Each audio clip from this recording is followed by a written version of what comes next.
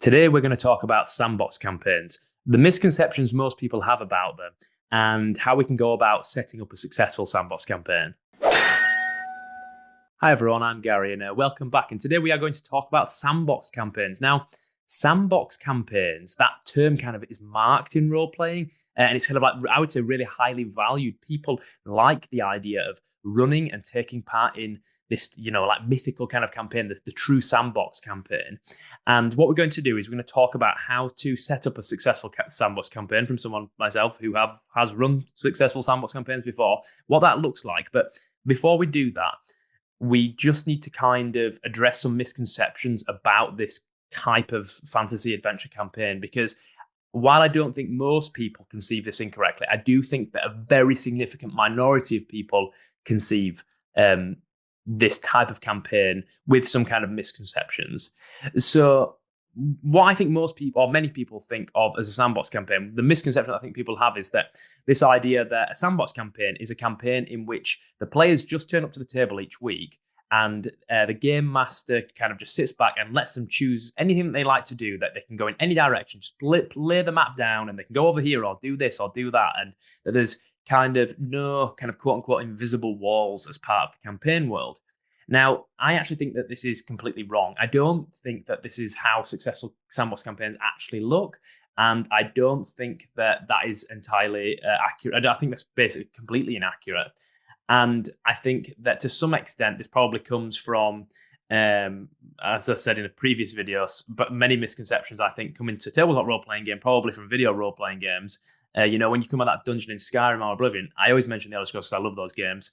You can go in any direction, right? It's very difficult for you to bump up against the kind of invisible walls of that particular role-playing game. But in tabletop role-playing games, it means something quite different. Now, probably the best example, or a really good early example of a sandbox pre-written module, would be something like Keep on the Borderlands, in which the characters enter a frontier area and basically they pick up a lot of hooks from this kind of little settled keep about the wilderness region around the keep, and then they can go off and interact with these different dungeons. But there's primarily one large dungeon that they're going to explore, but they might hear about this dungeon has multiple entrances, and they might learn about different inhabitants of this dungeon called the Caves of Chaos. Now, what I'm getting at is that the key thing about a sandbox campaign is that it isn't about endless, like, liberal freedom. It is about locations, and as opposed to the other type of kind of main style of campaign, which would be like an event based, right? So the player characters are exploring a series of locations, often at a pace and in an order of their choosing, and that's what it actually looks like in play. Now, I actually think certain systems do sandbox games better than others. I don't think 5e does this type of campaign particularly well. And just in brief, for kind of two main reasons. One, I think many people use milestone XP, milestone leveling. I don't think that works in a sandbox campaign at all, because you are exploring like kind of, I don't know, bits of content in a kind of like direction that is not sort of like, or we're not all heading one direction, right? We're not going from the low level stuff to the high level stuff. Actually, we're being exposed to every single level's worth of stuff all at once, and we're choosing how we're interacting with it. And I think without an overarching story necessarily, at least at the beginning of the campaign, then it can be difficult to kind of adjudicate as a game master when to give them the milestone. The other thing I would say is that in really simple terms, player characters, in my experience, level too quickly in 5e to get the most out of a sandbox campaign, which I actually think works best as a low-level campaign. In the first few levels of a game, I think that's the best time to use this type of adventuring. So it's a location-based adventure. Now, what does it also look like? Well, effectively, it must take place, or not, we don't like to work in absolutes, but it generally will take place in a kind of frontier, a borderland, a wilderness area, because then you can seed that area with different adventures for you to kind of go through. So if I was setting one of these up, I go through the following 3 steps, and we'll do this together now. So if the first step in setting up a successful sandbox campaign, I would say, is choosing the adventures that you want to seed in your world. And this happens at the exact same time as you choose an area within a particular setting that you're going to use. So if you're doing, Forgotten Realms, or if you're setting your adventures on Kryn or in Greyhawk, or if you're playing Wifrup in an area of the Empire, you should choose somewhere that, for the most part, the player characters are not going to have access to huge urban areas, high-level magic that they can pay for, and all of these kind of fallback positions. You should be choosing somewhere that's in the wilderness that has a sense of undiscovered mystery yet. And then I will be sitting down and I'll be choosing some adventures that I'm going to very carefully seed throughout this area. And what I mean by that is choose the location for the dungeons, or the position of the location of the adventure, right? The location of the adventure site. And I suspect some people are probably thinking, well, how many adventures, right? Well, I would always say minimum of 2, because you want to give people a choice, yeah? But you don't need loads. Minimum of 2. The maximum, and I mean the absolute maximum, would be something like 8. I would say actually the best kind of sandbox campaigns that I've run usually have maybe 3 locations that the players can explore. And a good way of doing this, and this is why I always think it's good to read loads of adventures. A good way of doing this, is pick something you've already run, some dungeon that you've already run, put that in there. If you've been running for many years like I have, you have a kind of backlog in the back of here of all these different locations that you can pull out and drop in. And then maybe 1 or 2 that you come up with yourself, because obviously that can be really, really fun too, right? Is creating your own adventures. What I would do, me personally, now I'm not saying you do this, is I would probably choose Winter's Daughter by Gavin Norman. Done a review of that before. Yeah. Really good adventure, a kind of druidic exploration of a kind of burial mound and a portal into Elfland. I will probably do the Wizardarium of Calabraxis, which is a DCC module, which is about these kind of weird ape men, kind of flesh experiments of this wizard, snatching children.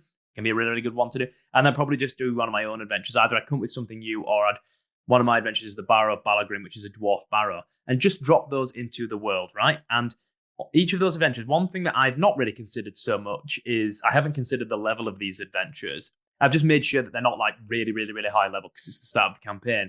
But I'm not too worried about one thing being more easy than the other. And what I'm really resisting doing as a game master is I am resisting trying to think about which one I want the players to do in which order. I really want to give them the choice, right? Because that's where the sandboxing is, them choosing what order to tackle these things in.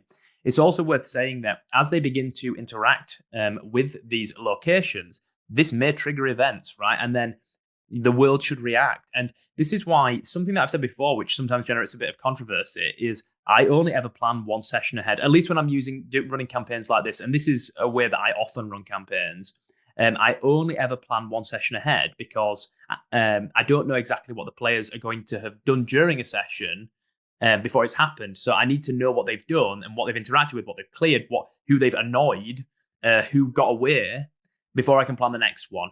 And then what you'll find is using systems like reaction rolls and just generally kind of being prudent and thinking about how these different kind of groups in these different that inhabit these different locations interact. Well, what will happen is events will naturally emerge, right? If the player characters keep attacking the moat house, for example, which is a good location from T1, the beginning of the Temple of Elemental Evil, well, the bandits then may eventually get annoyed and attack the village of Homlet, right? And that makes sense. It's really reactive, but it's a response to the character's actions. But it wasn't a kind of defined story at the start of the campaign. You didn't know that the players were going to do that. They could have just gone to that keep and at the moat house and just killed everyone. And then the bandits never had a chance to kind of recoup and attack back. It might be that they never go to the moat house and that instead the bandits attack for a different reason based on something else that they've done.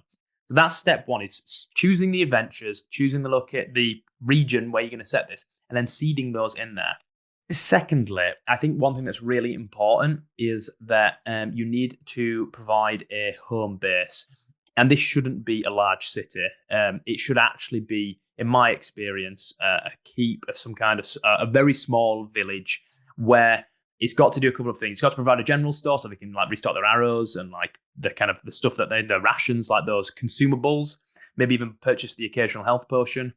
You also want it to provide a little bit of relief, like a safe haven for them to rest at. So as they go out, they're going to be able to come back. And you want the locations to be within a day or two's walk from this safe haven. If it's much further than that, then the player characters are not really going to feel like it is going to be, it's they're not really they don't have a choice in whether to kind of press on with a delve or not, because to some extent, if there's no point in retreating because they can't get back to safety to kind of heal their wounds, what was the point? So I would always have this small home base, this sanctuary, this safe location, a day or two's walk from each of these locations. Good examples, I would say, probably, as I've said already, keep on the keep in the keep on the Borderlands, really great module. Homlet in T1, really good example of a really small village that you want to interact with. If you are setting this in something like Ravenloft, yeah, Curse of Strahd, the middle of Curse of Strahd is very much in line with what I'm saying. The village of Barovia or Valaki, these kind of small settlements that offer kind of points of safety for the characters to rest and resupply. I think that's really important for understanding the type of fantasy that the Sandbox produces. And then step 3, lastly, I would produce a cast of characters that exist both in that kind of home base and a kind of existing round in these different locations. And these should be NPCs that may be friendly, hostile, and probably neutral. And I would be saying to yourself before each game, what is the percentage chance that they turn up in the tavern in my home base, right? I'm just making a note, and then at the beginning of every session, or maybe just before every session, when you're doing your session prep, just sitting back and going, okay, well, the kind of the wandering minstrel is in going to be in tonight. And what this does is, again, it makes players feel like they are interacting with a real world, or I don't want to say realism, but it produces a sense of verisimilitude. And it also gives you more levers to pull when things start to go awry, right? So it might be that, okay, they've dealt with 2 of the locations that you wanted to do, but while they've been doing that, you want them, there's the last thing that you're going to get them to do.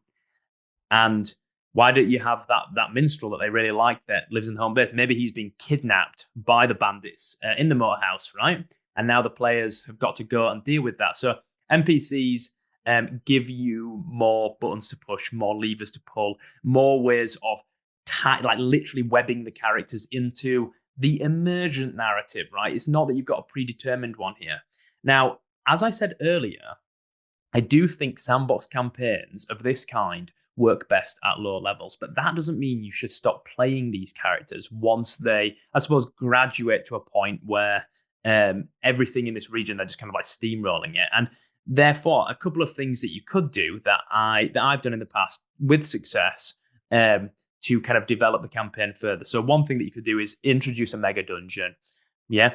Give them more hooks and more locations and make those locations bigger and more horrifying, right? So they learn that nearby there is the lost kind of like Dwarfhold of Gunderholfen, or there is the Temple of Elemental Evil, or there is Barrow Maze, right?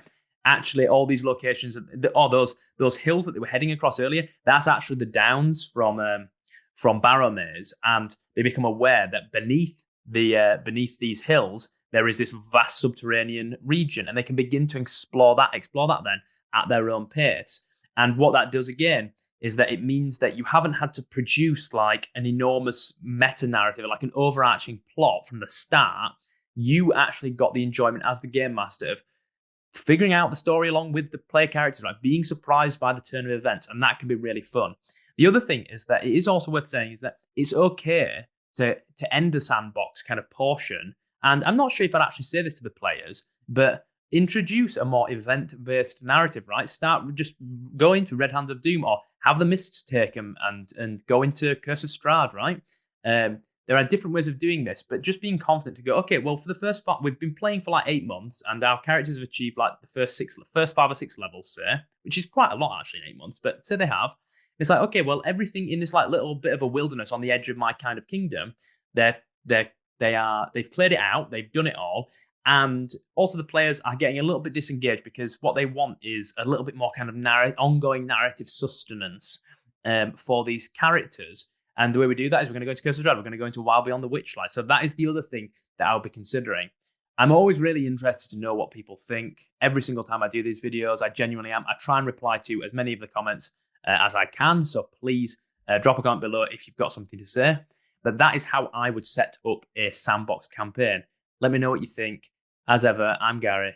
Thank you for taking the time to listen to this, and I'll speak with you again soon.